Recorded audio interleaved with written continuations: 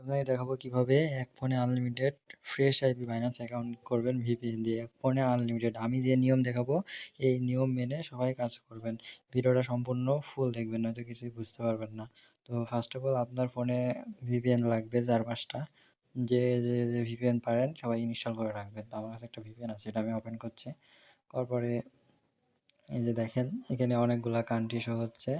তো ইউরোপ কান্ট্রির কোনো আইপি ইউজ করা যাবে না, যেমন ইউএস, ইউকে, ইউনাইটেড কিংডম এগুলা ইউজ করা যাবে না, এগুলো থেকে দূরে থাকতে হবে। অন্য সব কান্ট্রিগুলো ইউজ করা যাবে, ঠিক আছে?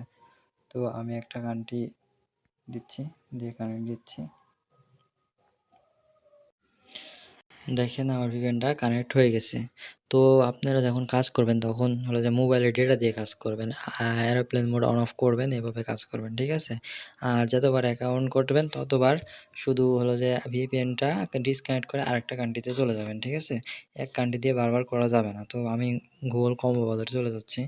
যাওয়ার পরে আপনারা আগে একটা জিমেল এখানে লগ ইন করে রাখবেন। গুগল কম্বো ব্রাউজার আপনি যে ব্রাউজার দিয়েই করেন না কেন সেই ব্রাউজারে গিয়ে জিমেল লগ ইন করবেন, সেই ব্রাউজারের ভিতরে গিয়ে জিমেল লগ ইন করবেন। তো আমার এই যে জিমেল লগ ইন করা আছে, তো আমি এখন সার্চ বারে যাচ্ছি, গিয়ে এখানে লিখবেন বাইন্যান্স, ঠিক আছে?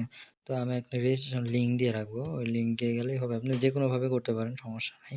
আমি যে লিঙ্ক দেবো ওই লিঙ্কের মাধ্যমে করতে পারেন। তো ডেস্কটপ মোড করে দিব আমি ডেস্কটপ মোড করে দিচ্ছি। সাইন আপ করবেন, যেহেতু আপনি নতুন অ্যাকাউন্ট করছেন সেক্ষেত্রে সাইন আপ করা লাগবে, ঠিক আছে? এই যে সাইন আপের উপরে আমি ক্লিক দিয়ে দিলাম। এখন সাইন আপ আমার ব্রাউজারে যে জিমেলটা লগ ইন করা আছে ওই জিমেল দিয়েই সাইন আপ হবে এখন। এই যে দেখেন এখানে লেখা আছে কন্টিনিউ উইথ গুগল, এখানে ক্লিক করবেন।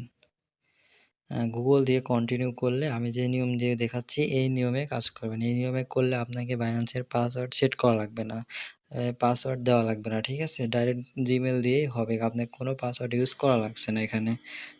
এখানে জিমেলের উপর চাপ দিবেন, দেওয়ার পরে যে কনফার্ম করে দিবেন, দেওয়ার পরে দেখেন এবার অটোমেটিক অ্যাকাউন্ট হয়ে যাবে, ঠিক আছে?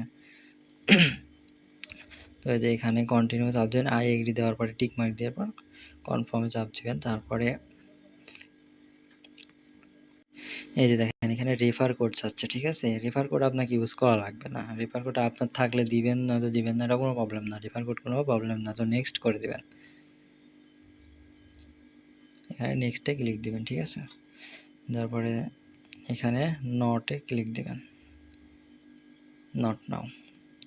দেখেন আমার অ্যাকাউন্টে কোনো পাসওয়ার্ড লাগলো না, কোথাও পাসওয়ার্ড সেট করা লাগলো না। এভাবেই অ্যাকাউন্ট আমাকে জমা দিয়ে দেবেন, শুধু জিমেল আর জিমেলের পাসওয়ার্ডটা দিয়ে জমা দিয়ে দেবেন, ব্যাস, আর কিছু করা লাগবে না। তারপরে যে ভেরিফাই করতে হলে যে অ্যাকাউন্ট লেখা আছে, এই যে এখানে অ্যাকাউন্ট লেখা আছে, এই অ্যাকাউন্টের উপর চাপ দিবেন। অ্যাকাউন্টের উপর আমি চাপ দিচ্ছি, দেওয়ার পরে যে এনআইডি ভেরিফিকেশন এখানে আছে, চাপ দিবেন। তারপরে হলো যে আইডি কার্ড সাবমিট দিলেই অ্যাকাউন্ট ভেরিফাই হয়ে যাবে। এগুলো তো আপনারা পারেনই।